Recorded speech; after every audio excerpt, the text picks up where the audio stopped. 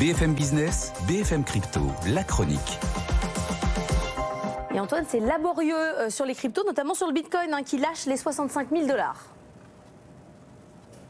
Oui, et climat maussade du côté des autres cryptos aussi. L'Ether teste les 3500 après être resté un long moment au-dessus depuis le début de la semaine. Test technique important. L'XRP retombe du côté des 48 cents. Puis Solana et Cardano se réveillent un petit peu, mais ça reste encore poussif. On perd encore 5 ou 6% sur les 5 derniers jours. Alors ça n'empêche pas MicroStrategy de poursuivre sa chasse au trésor. Expliquez-nous.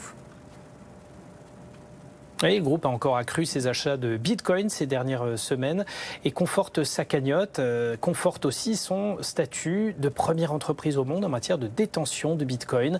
11 931 supplémentaires qui ont été acquis ces dernières semaines, selon un rapport officiel, pour un prix total d'achat de 786 millions de $, ce qui pousse le montant total détenu à 226 331 Bitcoin, quasiment 15 milliards de dollars aux cours actuels. Après 4 ans de chasse, pour cela, MicroStrategy a lancé 2 émissions obligataires convertibles en actions dans le but précis de racheter toujours plus de Bitcoin. Et cette tendance, ça plaît au marché. Le titre en bourse a quadruplé de valeur en 4 ans.